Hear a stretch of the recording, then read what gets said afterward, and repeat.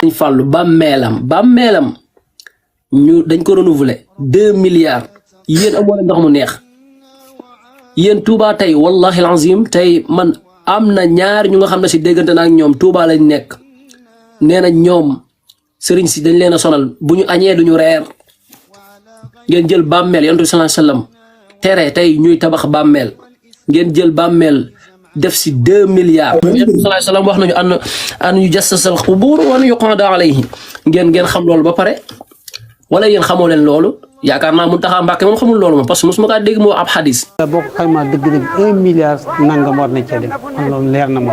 te ñun ñu ngi ko xayma woon ci 200 nangam millions ba njëkkee kii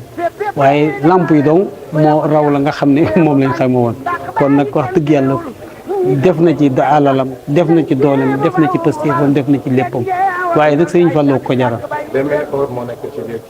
waaw li nga xam ne mooy li ngay gis muy lampe bi c'est en or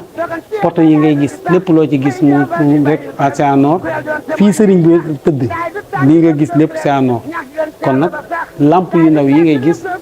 yëpp en or la muy côté bi la 6 lampes yooyu plus bu mag bii lépp c'est en or. ñaan ngeen partager vidéo bi bu baax ngeen tapoter ko ñu leeral dëggu yàlla bi.